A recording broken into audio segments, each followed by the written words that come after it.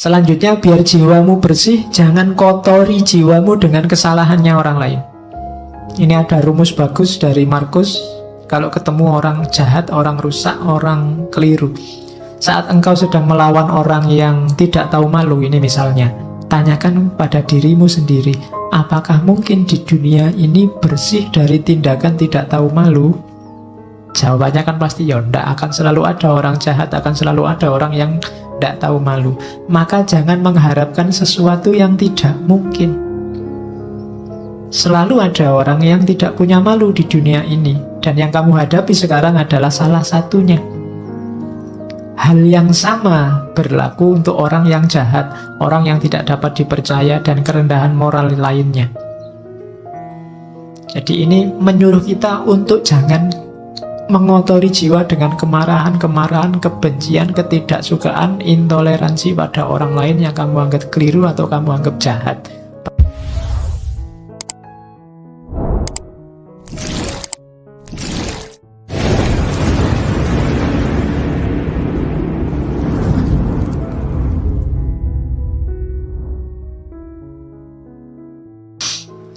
Assalamualaikum warahmatullahi wabarakatuh. Bismillah. Kita lanjutkan ngaji kita. Malam hari ini kita ganti sesi. Oke, selanjutnya tentang kebersihan jiwa. Kalau tadi kan yang baik-baik, yang jelek-jelek tolong jangan masuk. Yang pertama apa? Ambisi. Ambisi berarti mengikatkan kenyamananmu pada apa yang dikatakan atau dilakukan orang lain. Orang yang berambisi itu kan targetnya biasanya keluar dari dirinya. Kesuksesan yang bergantung pada orang lain. Kamu tidak akan ketemu apa yang kamu ambisikan. Hidup yang penuh ambisi tidak akan nyaman, karena bergantung pada yang di luar diri. Bersenang-senang berarti mengikatkan kenyamananmu pada sesuatu yang terjadi pada dirimu. Bersenang-senang juga begitu, tergantung pada mood tadi. Tergantung pada suasana hati. Itu juga kamu tidak akan bersih jiwamu kalau inginnya senang-senang terus. Kejernihan jiwa adalah tadi kebersihan, kebebasanmu dari yang di luar diri. Jangan tertipu oleh dua hal ini. Selanjutnya, celaan dan pujian tidak memiliki efek yang sejati. Kalau engkau melakukan kebaikan, dicela atau dipuji orang, tidak akan mengefek pada kebaikan itu. Kebaikan tidak akan jadi jelek meskipun dia dicaci orang. Dan sebaliknya, kejelekan juga tidak akan jadi baik meskipun dia dipuji-puji. Celaan dan pujian tidak memiliki efek yang sejati, tidak memiliki efek yang hakiki. Efeknya cuma citra-citra di luar saja, tapi yang baik akan tetap baik, yang jelek juga akan tetap jelek. Biar jiwamu bersih, maka tidak perlu kamu terpengaruh oleh celaan atau pujian. Selanjutnya, tidak ada kesombongan yang lebih tinggi dibandingkan orang yang membanggakan ketidaksombongannya, kerendah hatiannya. Saya pak, tidak sombong loh saya itu sombong paling pol itu. Ya, saya itu murah hati loh pak, saya itu suka menolong, baik, tidak sombong. Rendah hati itu kalau versinya Markus justru itu kesombongan yang paling tinggi. Menyombongkan kerendah hatian. Oke, susah ya rumusnya. Ternyata yang kita anggap rendah hati ternyata justru kesombongan. Kemudian jangan kotori jiwamu dengan kemarahan. Kenapa? Karena efeknya marah itu biasanya lebih dahsyat dibandingkan sebabnya marah. Kamu marah karena temenmu minjem motormu ndak pamit. Kemarahanmu kamu ungkapkan dalam bentuk apa? Itu biasanya efek dari kemarahan ini lebih dahsyat daripada sekedar motormu tadi nggak bisa kamu pakai karena dipinjam sebentar. Jadi hati-hati dengan kemarahan. Makanya ketika kamu tiba-tiba dilanda kemarahan, karena dapat tunjuknya dari hadis itu, kalau kamu pas berdiri, duduklah. Kalau pas duduk, ya berbaringlah. Maksudnya apa? Jangan melakukan apa-apa dulu, karena kamu sedang gelap. Karena efeknya nanti pasti akan kamu sesali. Semua tindakan yang didasari oleh kemarahan akan kamu sesali. Bahkan lebih kamu sesali nanti dibandingkan sebabnya. Itu makanya balas dendam itu dilarang. Kenapa? Balas dendam itu kan karena orang marah, ingin membalas. Itu biasanya balas dendam lebih dahsyat daripada sebabnya. Terus yang dibalas pengen balas lagi. Saling marah itu yang bikin peradaban kita gelap. Kamu dicaci maki orang, dibikinkan fitnah, dibikinkan hoak, kan terus kamu mangkel, terus kamu balas. Emangnya cuma lu yang bisa bikin hoak, aku juga bisa. Terus akhirnya podo rusak. Jiwamu jadi tidak bersih. Terus ini juga rumus. Jangan anggap berharga apapun yang membuatmu mengingkari janji, membuatmu kehilangan harga diri, membuatmu membenci orang lain, mencurigai orang lain, mengutuk orang lain, membuatmu berlaku munafik, atau menginginkan sesuatu yang tidak ingin diketahui orang lain. Jangan anggap berharga itu maksudnya jangan diambil ini. Apapun yang membuatmu membenci orang lain, mending tidak usah kamu ambil. Membuatmu nantinya akan mengutuk-ngutuk orang lain, mending tidak usah kamu ambil. Membuatmu kehilangan harga diri, tidak usah kamu ambil. Itu yang disebut jangan dianggap berharga. Kok ada postingan yang isinya kemungkinan membuatmu benci sama seseorang atau sekelompok orang, kamu tinggal saja. Karena postingannya tidak penting, tapi dampaknya pada jiwamu besar. Itu maunya Markus. Selanjutnya, biar jiwamu bersih, jangan kotori jiwamu dengan kesalahannya orang lain. Ini ada rumus bagus dari Markus. Kalau ketemu orang jahat, orang rusak, orang keliru, saat engkau sedang melawan orang yang tidak tahu malu, ini misalnya, tanyakan pada dirimu sendiri, apakah mungkin di dunia ini bersih dari tindakan tidak tahu malu? Jawabannya kan pasti ya, ndak. Akan selalu ada orang jahat, akan selalu ada orang yang ndak tahu malu. Maka jangan mengharapkan sesuatu yang tidak mungkin. Selalu ada orang yang tidak punya malu di dunia ini, dan yang kamu hadapi sekarang adalah salah satunya. Hal yang sama berlaku untuk orang yang jahat, orang yang tidak dapat dipercaya, dan kerendahan moral lainnya. Jadi ini menyuruh kita untuk jangan mengotori jiwa dengan kemarahan, kebencian, ketidaksukaan, intoleransi pada orang lain yang kamu anggap keliru atau kamu anggap jahat. Pertanyaannya gampang, apa mungkin di dunia ini orangnya baik semua, soleh semua? Kan tidak mungkin. Kalau kamu marah, berarti kamu tidak terima kalau di dunia ini ada orang jelek, ada orang tidak baik. Kalau kamu tidak terima, berarti kamu sedang melakukan sesuatu yang tidak masuk akal. Karena kamu menuntut sesuatu yang tidak mungkin terpenuhi. Akan selalu ada orang jelek, orang jahat. Maka ngapain kamu mengotori dirimu gara-gara itu? Ada orang jahat, ya monggo, memang hidup ini ada yang baik, ada yang jahat. Tapi jangan kejahatannya dia membuatmu juga jadi jahat. Kejelekannya dia membuatmu juga jadi jelek. Hari ini banyak begitu, karena grup sana maki-maki, kamu juga maki-maki. Karena grup sana kemarin menggoreng isu, sekarang ada isu baru, saatnya kita balas menggoreng isu. Sama saja, itu berarti jiwa kita sama-sama kotor. Kalau kamu mimpi orang itu harus baik semua sesuai idealmu, mimpimu itu mimpi yang tidak realistis. Tidak mungkin orang itu akan jadi baik semua. Kalau kamu tidak terima ada orang jahat, kamu menyusahkan dirimu sendiri. Akan ada selalu orang yang tidak baik. Maka bersihkan dirimu. Oke. Setelah semua tadi yang di atas, tugas kita sekarang apa? Ayo merayakan hidup. Senanglah, bahagialah dalam hidupmu. Ojo kokean sumpek. Tadi rumusnya sudah banyak. Hidup kita kan sesuai yang kita pikirkan. Saat engkau bangun pagi, katanya Markus, pikirkanlah betapa istimewanya kamu masih bisa hidup, masih bisa berpikir, iso ngaji filsafat, bisa sarapan, ngerokok, ngopi, dan masih bisa mencintai.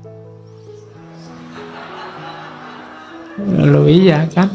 Loh istimewa, loh alhamdulillah kamu masih bisa mencintai. Ada orang yang bangun pagi mikir menyerang orang yang dibenci. Kamu masih bisa cinta sama siapa, masih bisa say hello, masih bisa bilang miss you, masih bisa bilang sudah tidur apa belum, masih bisa bilang bersyukurlah. Ya kan? Setiap kali bangun tidur bersyukurlah. Kenapa? Masih diberi kesempatan hidup lagi. Tidak ada jaminan loh begitu kamu tidur terus bisa bangun. Kamu sendiri kan tidak bisa mengatur dirimu biar pokoknya besok saya harus bangun. Tidak bisa. Ternyata bangun atau tidak tergantung dirimu. Maka bersyukurlah. Begitu bangun kamu masih bisa sadar, masih bisa mikir, itu kenikmatan luar biasa, bersyukurlah. Masih bisa menikmati hidup, masih bisa minum, makan. Yang lain mungkin sudah dilarang makan ini, dilarang makan itu, kamu masih bebas, bersyukurlah. Paling tidak kamu masih bisa mencintai seseorang. Nah, rayakanlah hidupmu. Wajahmu jangan kayak wajah orang susah terus. Ya, hidup kita ini menyenangkan kok. Oke. Terimalah segala sesuatu yang diikat oleh takdirmu. Cintailah orang-orang yang ditakdirkan bersamamu dan lakukan dengan sepenuh hatimu. Hidupmu akan nyaman. Dapat apa saja diterima, dinikmati. Makan di angkringan, dinikmati, ya enak. Ada yang neraktir di restoran, alhamdulillah, ya lumayan enak. Semuanya enak, mana sih yang tidak enak, apalagi kalau ditraktir. Jadi bersama siapapun dinikmati, tidak usah milih-milih teman. Yo, setiap orang punya karakter, punya gayanya sendiri. Tapi kan ada yang jahat, Pak. Ya, jahat silahkan jahat, tapi kan tidak mengotori jiwamu. Karena kalau kamu saya pinginnya teman itu baik semua, Pak, sama saya peduli semua, itu mimpi, tidak mungkin. Ya kan? Kalau dihitung teman yang peduli sama kamu sama yang cuek, insya Allah lebih banyak yang cuek. Loh, tapi kalau ketemu senyum itu basa-basi. Ya, setiap orang disibukkan nomor satu dengan hidupnya sendiri masing-masing. Jadi rayakanlah hidupmu, jangan terlalu sumpek. Jangan memimpikan apa yang tidak engkau miliki. Namun akuilah anugerah atas apa yang engkau miliki, lalu bersyukurlah sambil mengingat, tulisannya salah itu. Sambil mengingat betapa engkau akan sangat memimpikan apa yang kau miliki sekarang kalau engkau tidak memilikinya. Kamu pegang HP, syukurilah. Tidak usah mimpi pegang HP yang lebih mahal dengan kualitas lebih baik. Kamu punyanya HP ini, mikirnya dibalik. Seandainya HP kayak gini saja aku tidak punya, aku mesti mati-matian ingin beli HP yang kayak gini. Loh. Punya pacar kok tidak terlalu cakep. Mikirnya juga begitu. Kalau kamu mikir, kok nyari yang lebih cakep lah, kamu mimpi. Mikirnya dibalik. Seandainya yang kayak gini saja aku tidak dapat, mesti aku ngejar-ngejar yang kayak gini juga. Nanti kamu jadi bersyukur. Gitu loh. Iya, mikirnya dibalik. Itu membuat kamu bersyukur. Kuliah dapat nilai C misalnya, C kan batas minimal kamu lulus, itu kan, waduh kok tidak dapat A ya, oh itu kamu akan sumpek. Kenapa? Kamu mimpi yang kamu tidak punya. Mimpinya itu, seandainya aku dapat E, aku mesti akan mengejar-ngejar, seandainya dapat C pun cukup. Nah itu kamu lebih bahagia. Gitu loh. Makan kok cuma dengan tempe saja, tidak ada yang lain. Nah, itu mikirnya kamu jangan ayam, tapi mikirnya seandainya adanya cuma nasi, mungkin ada tempe satu aja aku sudah senang. Ah, itu jadinya kamu bersyukur punya tempe itu. Itu caranya merayakan hidup. Kalau tidak begitu, kamu akan sumpek terus. Dan ingatlah bahwa engkau memiliki kuasa untuk mengistirahatkan dirimu kapanpun engkau inginkan. Kamu supirnya, kamu penguasanya hidupmu. Mau jalan, ayo jalan. Mau istirahat, istirahat. Tidak usah terkejar, nggak usah dikejar-kejar oleh ambisi dunia, keterikatan dengan yang lain, yang macam-macam, yang bikin repot. Menghabiskan energi, menghabiskan waktu. Engkau yang menguasai hidupmu, kapanpun ingin berhenti, saat ini juga kamu bisa. Ingin tidur sekarang boleh, istirahat sekarang boleh. Terus, jangan pernah khawatir tentang masa depan. Apalagi di usia-usia teman-teman ini kan biasanya pikirannya masa depan, besok kawin sama siapa, kerja di mana. Kamu kan khawatir itu. Engkau akan bertemu dengannya kalau memang harus, dengan senjata yang sama yang hari ini menjadi bekalmu menghadapi masa kini. Dulu waktu kamu SMA atau SMP, mikir kuliah, wah bisa ndak ya aku kuliah hari pertama kamu takut. Begitu dijalani kan kamu bisa. Besok juga begitu, gak usah khawatir. Bisa ndak ya aku dapat kerja, bisa ndak ya aku kawin, bisa ndak ya punya anak, iso. Ndak usah khawatir, pasti bisa. Kekhawatiranmu dulu, sekarang kamu jalani kan ya ternyata juga bisa. Tidak ada yang di luar kuasamu kalau tentang hidupmu. Makanya jangan galau dengan masa depan. Wong masa depan kayak tadi itu di luar jangkauanmu hari ini. Jadi pikirkan aja sekarang, nikmati hidup sekarang. Besok kamu akan punya senjata sendiri, punya kemampuan sendiri menghadapi situasi di masa depan. Itu uniknya manusia. Maka hidup itu rumusnya simple, receive without conceit, release without struggle. Kalau dapat sesuatu, terimalah tanpa harus membanggakan diri, membesarkan diri. Kalau harus kehilangan, lepaskanlah tanpa harus merasa sedih, mati-matian, sumpek. Jadi receive without conceit, release without struggle. Biasa saja. Hidup kehilangan sesuatu biasa. Wong dulu juga ndak punya, terus punya, sekarang hilang. Kalau dapat sesuatu, alhamdulillah, tapi ya ndak harus sombong. Kalau kamu bisa kayak gini, hidupmu nyaman. Ini saya ambil agak panjang, nanti kamu baca lagi ya. Kalau pagi hari engkau bangun, biar cara mikirnya positif, kamu kan biasanya masalahmu itu kan berhubungan dengan orang lain. Katanya Markus, pagi hari engkau bangun, bilanglah pada dirimu, orang-orang yang berhubungan denganku hari ini, ada yang usil, tidak sopan, arogan, curang, iri hati, dengki. Mereka seperti itu karena mereka belum bisa membedakan yang baik dan buruk. Sementara aku telah mengerti indahnya kebajikan, kotornya kejahatan, dan tahu bahwa para pendosa tersebut memiliki sifat sepertiku. Bukan sama dalam hal darah dan kelahiran, namun sama-sama memiliki akal dan unsur ketuhanan. Tidak seorang pun dari mereka dapat menyakitiku, tidak seorang pun dapat membuatku kotor. Aku pun tidak pantas marah pada mereka atau membenci mereka. Kami dilahirkan untuk bekerja sama seperti kaki, tangan, dan mata, sebagaimana dua baris gigi atas dan bawah. Saling menghalangi itu tidak alami. Demikian pula saling marah dan saling membelakangi. Itu nanti hidupmu nyaman. Akan ketemu orang yang bikin kamu mangkel, bikin kamu jengkel, bikin kamu benci, pasti. Tapi ingatlah bahwa mungkin kejelekan yang mereka lakukan itu karena mereka tidak sadar. Sementara kamu sekarang sadar. Dan diingat juga bahwa orang lain itu punya kualifikasi sama persis kayak dirimu, yang tidak pantas untuk kamu benci. Dan jangan takut, mereka tidak akan bisa membuatmu kotor kalau kamu sendiri tidak mengotori jiwamu. Nah, ini nanti kamu jadi mantap. Kalau ini nanti panjang kamu baca lagi. Kalau kamu pagi hari bangun kok males, kamu baca ini.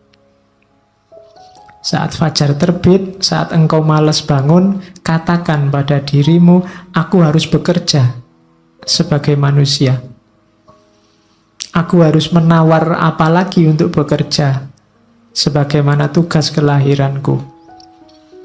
Ayo bangunkan maunya itu, kerjalah. Tanyakan pada dirimu, kalau masih nggak mau bangun, apakah tujuanku diciptakan itu untuk ini, meringkuk di bawah selimut dan mereguk kehangatan?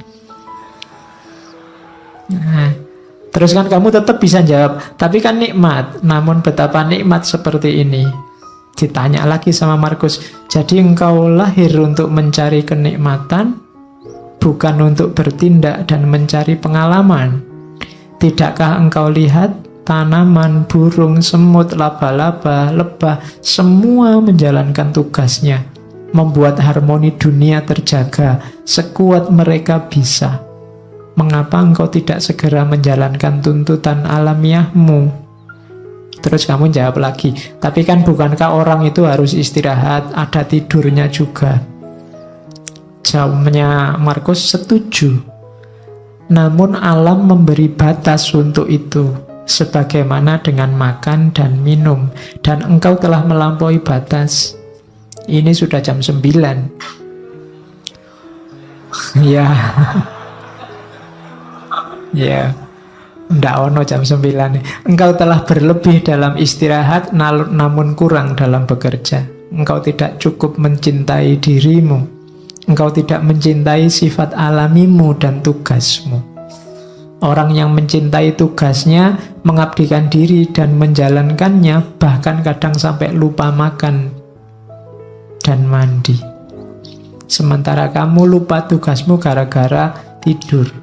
Apakah engkau tidak menghormati dirimu sendiri sebagaimana pelukis mencintai lukisan, penari mencintai tarian, orang pelit mencintai uangnya, atau pemburu jabatan mencintai statusnya? Saat mereka benar-benar dipengaruhi oleh yang mereka kerjakan, mereka bahkan tidak makan dan minum karena menjalankan kecintaan mereka. Nah, ini filsafat bangun tidur. Ya, biar kamu tidak males-malesan. Karena kadang-kadang kalau sudah males kan, meskipun bolak-balik HP-nya kamu tambah 10 menit sudah bunyi, 10 menit lagi bunyi lagi, 10 menit lagi. Ning ya ora tangi-tangi. Oke. Kalau ini rumus hidup sama orang lain.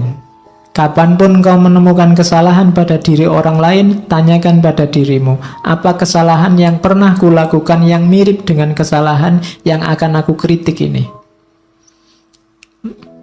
Kalau ada orang lain salah, tanya pada dirimu, pernah nggak kamu melakukan salah yang sama atau mirip?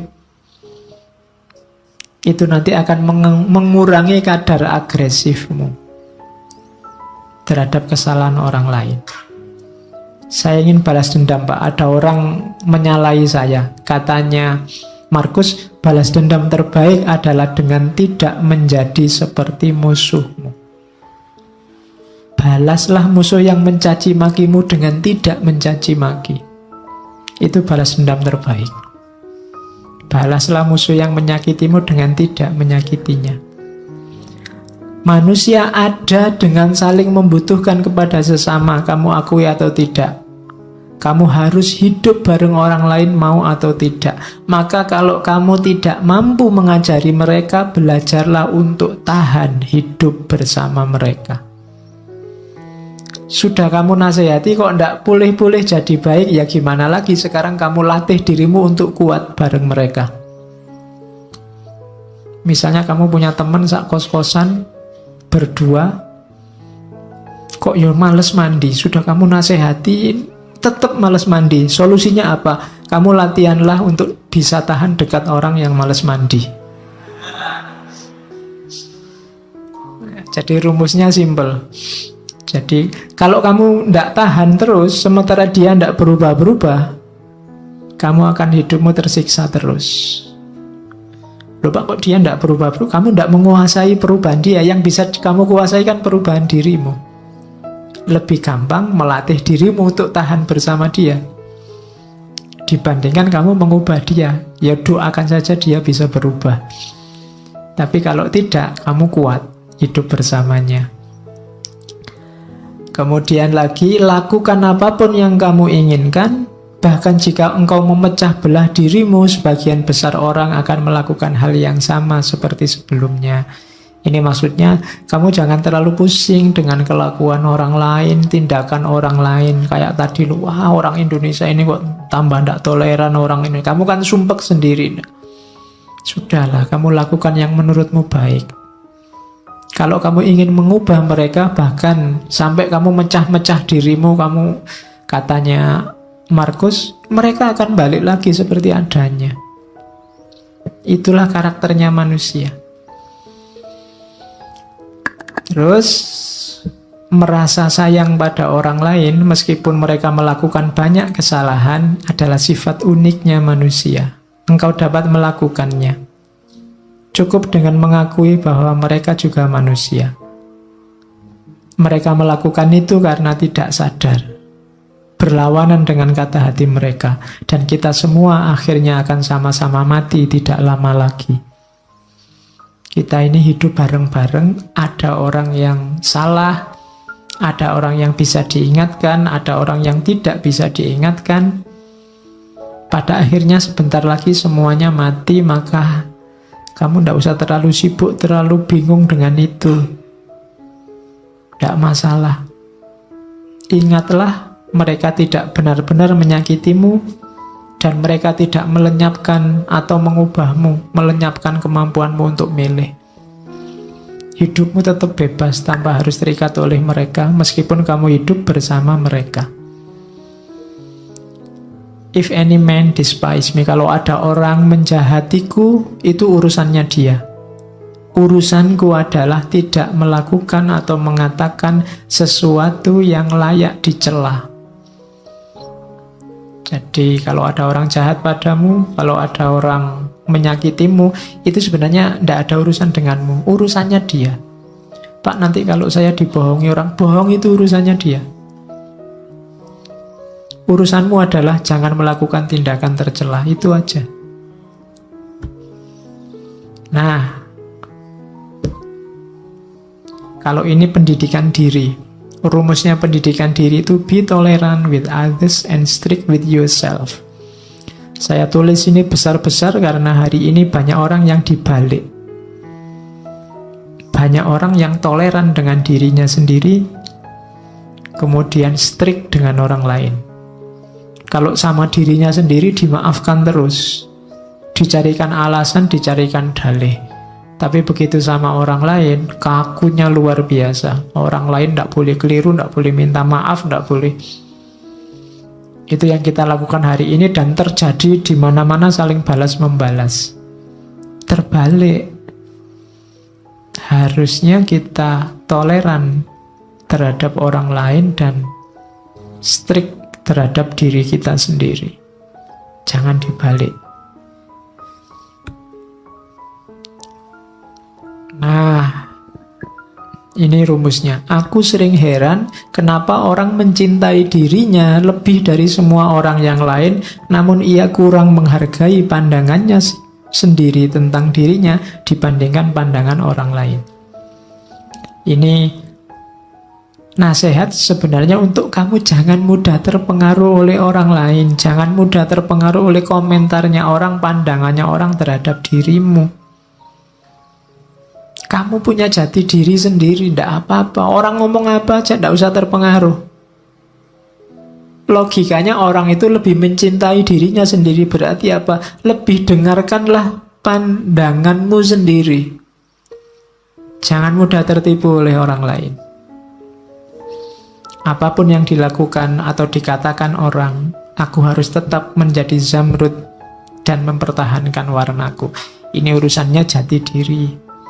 Hidup sama orang lain ya, toleran ya, tapi jati diri jangan hilang. Kamu punya identitas sendiri.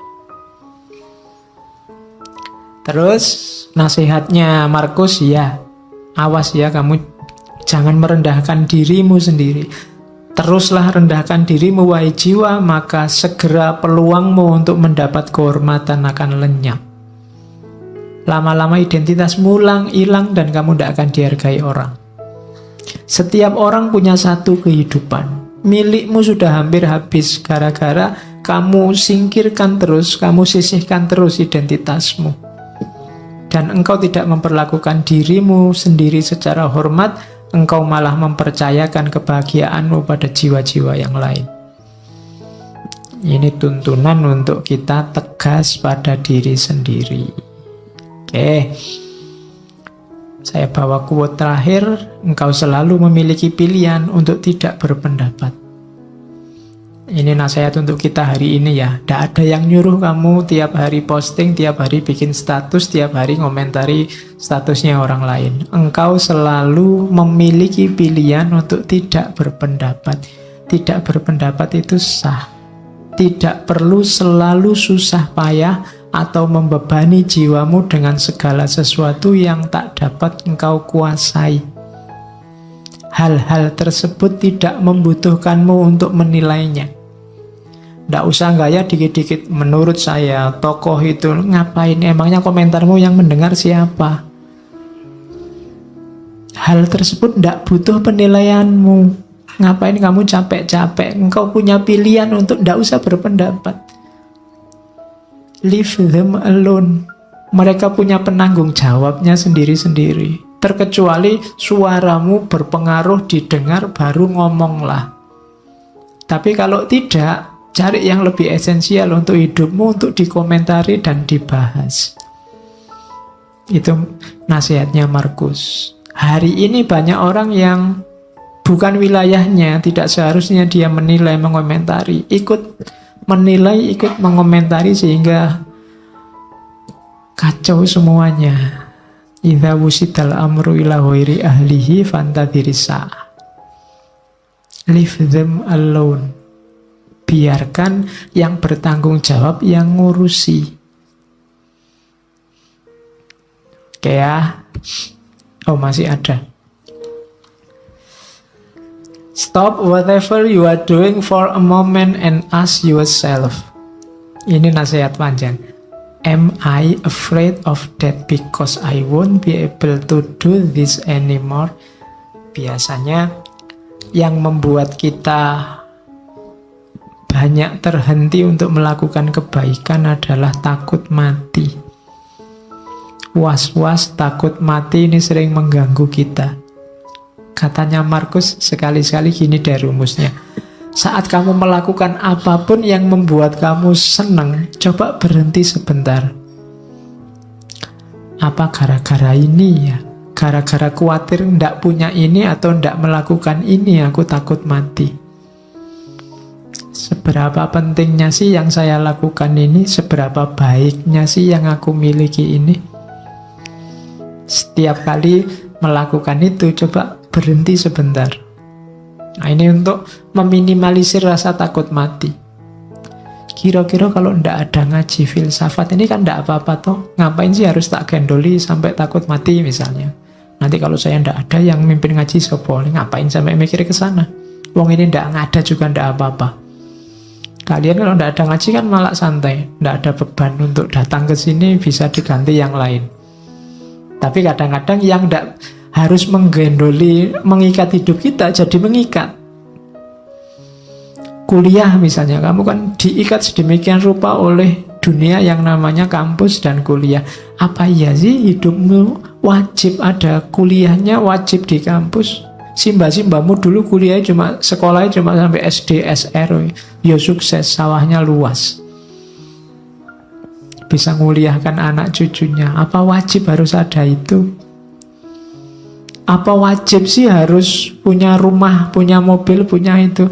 Itu caranya untuk menenteramkan hati dari rasa takut akan mati. Karena nasihat terbaik itu kan mati. Begitu orang ingat mati, bukan takut mati, maka kemungkinan besar dia akan mudah untuk mempersiapkan diri menghadapi hidup sesudah mati. Mempersiapkan diri melakukan kebaikan-kebaikan. Oke, itu nasihat terakhir yang saya bawa dari Marcus Aurelius. Bayangkan raja besar, wilayahnya sangat luas, cara hidup, cara berpikirnya semacam ini. Maka dia jadi raja yang sangat tangguh, terkenal kesabaran dan ketabahannya, dan dia sukses. Meskipun banyak pemberontakan, banyak bencana, mengalami kepahitan hidup yang luar biasa. Dengan filsafatnya dia bisa sukses. Itu contohnya cara berpikir seorang king filosofer king. Raja filosof yang raja. Oke, saya kira itu untuk malam hari ini. Minggu depan kita masuk Islam. Masuk dunia Islam maksudnya, bukan masuk Islam. Ya, ketemu dengan Umar bin Abdul Aziz. Kita juga punya jago banyak, tidak cuma Marcus Aurelius. Kita lihat minggu depan seperti apa contoh-contoh hidup yang filosofis dari seorang Umar bin Abdul Aziz. Oke, saya akhiri sekian. Kurang lebihnya mohon maaf. Wallahul muwafiq, wallahu a'lam bissawab. Wassalamualaikum warahmatullahi wabarakatuh.